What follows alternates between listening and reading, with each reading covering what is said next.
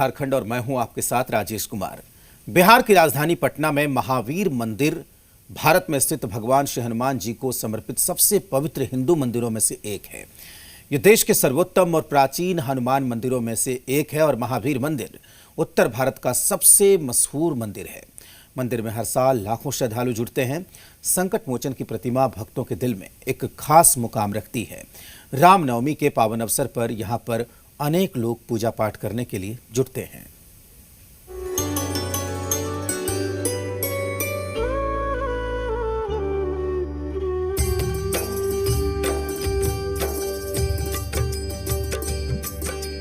राम लक्ष्मण जानकी जय बोलो हनुमान की। राम लक्ष्मण जानकी जय बोलो हनुमान की। पटना का पवन पुत्र हनुमान मंदिर। इस मंदिर को मनोकामनाओं का मंदिर माना जाता है, जहां हनुमान जी की युग्म प्रतिमाएं हैं। इस मंदिर की ख्याति देश विदेश में मनोकामना पूर्ण करने वाले मंदिर के रूप में है, जहां भक्तों की हर मनोकामना पूर्ण होती है। आ तो रहे हैं यहाँ 30 साल से, लेकिन 10-15 साल से हमने यहाँ जो खुशी मांगा वो हमको भगवान पूरा किए। मनोकामना पूर्ण मंदिर है। जो भी श्रद्धालु यहाँ पे मांगते हैं हनुमान जी से, वो उनका पूर्ण होना ही होना है, किसी भी तरह से पूर्ण हो।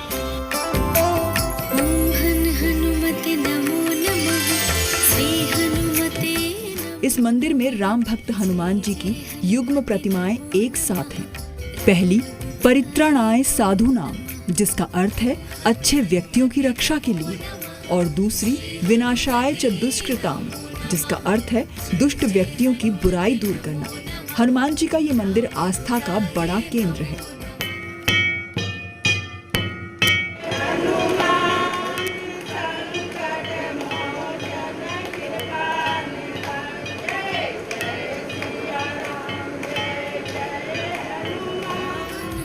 इस मंदिर में हर साल लाखों श्रद्धालु हनुमान जी की पूजा अर्चना करने आते हैं। यहाँ मंगलवार और शनिवार के दिन सबसे अधिक संख्या में भक्त जुटते हैं। कल्याणकारी मंदिर है। हनुमान जी की कृपा वृष्टि सब पर होती रहती है, इसलिए लोग आते हैं।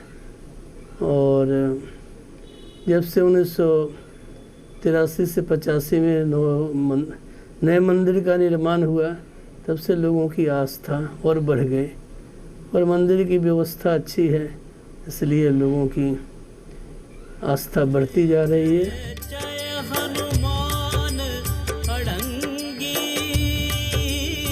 ये मंदिर पटना रेलवे स्टेशन से निकलकर उत्तर दिशा की ओर स्थित है। प्रसिद्ध महावीर मंदिर पटना जंक्शन परिसर से सटा है। वैसे तो ये मंदिर बेहद प्राचीन है, जिसे 80 के दशक में नया रंग रूप दिया गया। पटना आने वाले श्रद्धालु यहाँ सिर निवाना नहीं भूलते। लाखों तीर्थयात्री इस मंदिर में आते हैं।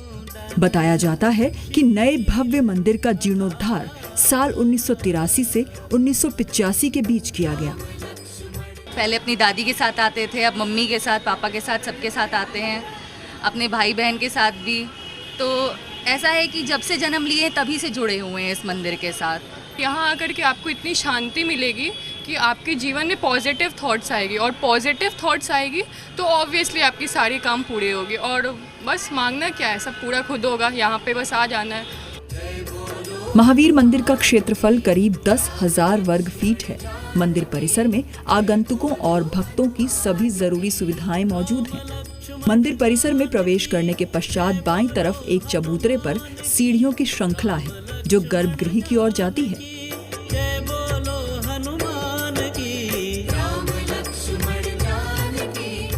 मंदिर की पहली मंजिल पर देवताओं के 4 गर्भगृह हैं। इनमें से एक भगवान राम का मंदिर है, जहां से इसका प्रारंभ होता है। राम मंदिर के पास भगवान कृष्ण का विग्रह है, जिसमें वो अर्जुन को धर्मोपदेश दे रहे हैं। इसके अलावा देवी दुर्गा का मंदिर है। इसके बाद भगवान शिव, ध्यान करती माँ पार्वती और नंदी बैल की मूर्तियां हैं। लकड़ी के कटघरे में शिव जी के ज्योतिर्लिंग को स्थापित किया गया है। महावीर मंदिर की एक और विशेषता इसका प्रसाद नैवेद्यम है, जिसे तिरुपति के कारीगरों द्वारा तैयार किया जाता है। यहाँ पे 2 मूर्ति है, हनुमान जी की एक है संकट मोचन और एक है हमें जो खुशी प्राप्त कराते हैं। तो इससे हमारी संकट हर लेते हैं भगवान और हमारी मनोकामना पूर्ति करते हैं। जब भी हम संकट में रहते हैं तो शंकर जी हो या राम जी का हम ध्यान करते हैं तो तुरंत सारा संकट हर लिया गया है मेरा आज तक। इसीलिए हम पूरा ध्यान मन से यहाँ आते हैं हमेशा। महावीर मंदिर का नैवेद्यम लड्डुओं का पर्याय है जिसे हनुमान जी को अर्पित किया जाता है। मंदिर में साल भर भक्तों की भारी भीड़ रहती है, लेकिन रामनवमी के मौके पर बड़ी संख्या में लोग दूर दूर से आते हैं। इस दिन महावीर मंदिर में भगवान राम, सीता, लक्ष्मण सहित हनुमान जी की भव्य शोभा यात्रा निकाली जाती है। मंदिर के द्वारा बहुत सारी समाज सेवी योजनाएं चलाई जाती हैं। ये उत्तर भारत का पहला मंदिर है जिसने 5 बड़े अस्पतालों की स्थापना की है। मंदिर द्वारा 5 अस्पताल में मरीजों को निःशुल्क भोजन कराया जाता है। बच्चों के जो बहुत भीषण गंभीर रोग होते हैं उन सभी रोगों का इलाज होता है। देश के 10 सबसे बड़े अस्पतालों में एक है। उसके बाद महावीर नेत्रालय है, महावीर हृदय अस्पताल है, और इस कोरोना काल में भी हम लोग 2 अस्पताल खोल रहे हैं। कोरोना काल के बीच दोबारा खुले मंदिरों में लोगों को जागरूक किया जा रहा है। दर्शन के लिए कोरोना प्रोटोकॉल का पालन किया जा रहा है। राम लक्ष्मण जानकी जय बोलो हनुमान। और अब हम आपको बताएंगे कि तन मन स्वस्थ रखने के लिए योगासनों में सर्वश्रेष्ठ सूर्य नमस्कार की बात हम करेंगे। माना जाता है कि अगर आप रोज सिर्फ सूर्य नमस्कार करें तो आपको किसी और एक्सरसाइज और योग की जरूरत नहीं पड़ेगी।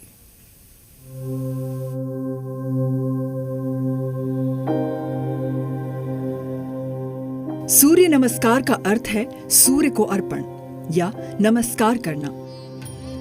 सूर्य नमस्कार से रोजाना दिन की शुरुआत करने पर आपका तन और मन दोनों ही स्वस्थ रहते हैं। इसे करते समय सूरज की किरणों का सीधा प्रभाव शरीर पर पड़ने से आपके कई रोग भी दूर हो जाते हैं। रोज 5 से 10 मिनट सूर्य नमस्कार करने के बाद आपको कोई आसन करने की भी आवश्यकता नहीं होगी। सूर्य के सामने इसे करने से शरीर को विटामिन डी भरपूर मात्रा में मिलता है, जिससे शरीर को मजबूती मिलने के साथ ही स्वस्थ रखने में भी मदद मिलती है। सबसे खास बात कि सूर्य नमस्कार स्त्री, पुरुष, बच्चे, युवा और वृद्धों सबके लिए उपयोगी बताया गया है। तो चलिए जानते हैं सूर्य नमस्कार के 12 चरणों को करने का तरीका। ओम मित्राय नमः, ओम रवये नमः, ओम सूर्याय नमः, ओम भानवे नमः, ओम खगाय नमः, ओम पूष्णे नमः, ओम हिरण्यगर्भाय नमः, ओम मरीचय नमः, ओम आदित्याय नमः, ओम सवित्रे नमः, ओम अर्काय नमः, ओम भास्कराय नमः। और अब हम आपको 12 ज्योतिर्लिंगों में से एक पावन पवित्र धाम के दर्शन करवाएंगे जहां नष्ट होते हैं जन्म जन्मांतर के पाप और भक्त बन जाते हैं शिव की कृपा के पात्र।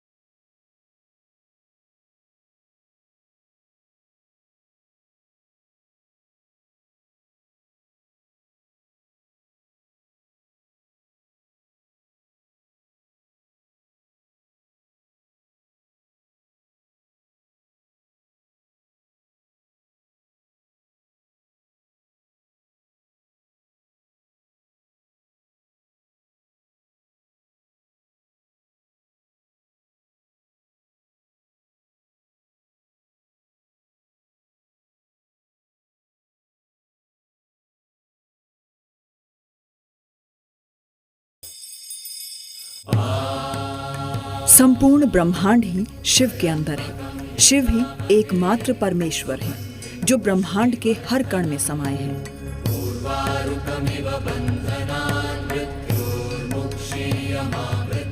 जटाजूटधारी, भस्म भभूत शरीर पर लगाए, गले में नाग, रुद्राक्ष की मालाएं, जटाओं में चंद्र, गंगा की धार, हाथों में त्रिशूल, गले में बाघंबर और नंगे पांव रहने वाले शिव कैलाश धाम में निवास करते हैं।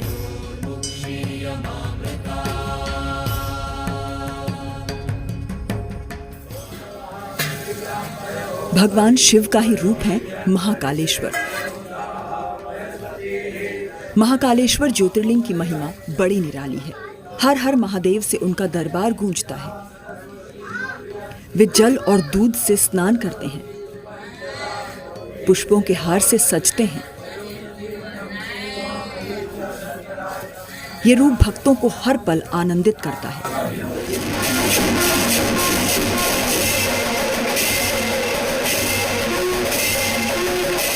प्रतिदिन अनूठे श्रृंगार होते हैं।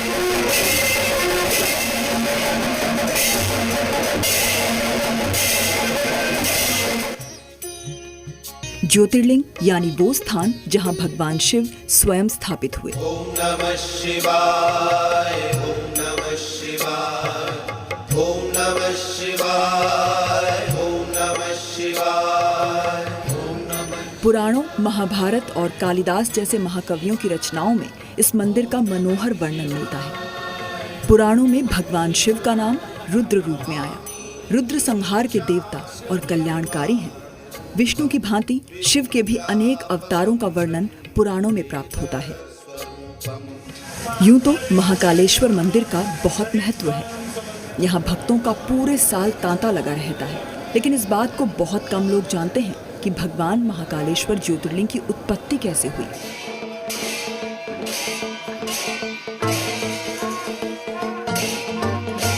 आज हम आपको बताएंगे कि सूर्य देव की 12 रश्मियों से प्रकट हुए थे महाकालेश्वर।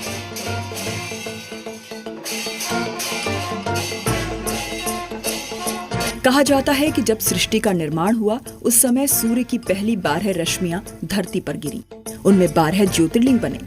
उज्जैन महाकालेश्वर ज्योतिर्लिंग भी सूर्य की पहली 12 रश्मियों से ही निर्मित हुए। तब से बाबा महाकालेश्वर का पूजन उज्जैन में होता है। उज्जैन की पूरी भूमि को उसर भूमि कहा जाता है, यानी शमशान की भूमि। भगवान महाकाल का मुख दक्षिण दिशा की ओर है, इसीलिए भी तंत्र क्रियाओं की दृष्टि से उज्जैन महाकाल का मंदिर बहुत महत्व रखता है।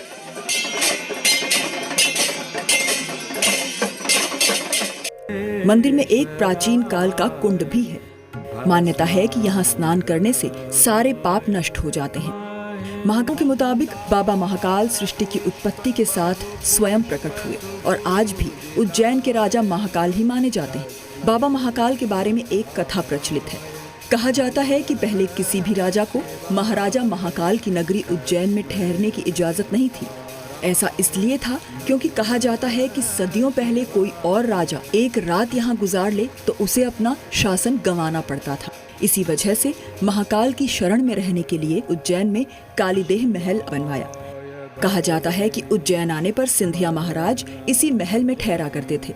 आज भी प्रधानमंत्री और मुख्यमंत्री रात के समय उज्जैन में नहीं रुकते। ये कथा आज भी उस जमाने की तरह ही सच है। आज भी उज्जैन के राजा बाबा महाकाल ही कहे जाते हैं। बाबा महाकाल की भस्मारती का भी अलग महत्व है। मान्यता है कि भस्म ही सृष्टि का सार है। एक दिन पूरी सृष्टि इसी राख के रूप में परिवर्तित होनी है और इसीलिए सृष्टि के सार भस्म को भगवान शिव सदैव धारण किए रहते हैं। इसका अर्थ है कि एक दिन ये संपूर्ण सृष्टि शिवजी में विलीन हो जाएगी। महाकाल पर भस्म रमाने के लिए खास तौर पर भस्म तैयार की जाती है। इसके लिए कपिला गाय के गोबर से बने कंडे, शमी, पीपल, पलाश, बड़, अमलतास और बेर के वृक्ष की लकड़ियों को एक साथ जलाया जाता है। इस दौरान मंत्रोच्चार किए जाते हैं। इन चीजों को जलाने पर जो भस्म प्राप्त होती है उसे कपड़े से छान लिया जाता है। इस प्रकार तैयार की गई भस्म शिव को अर्पित की जाती है।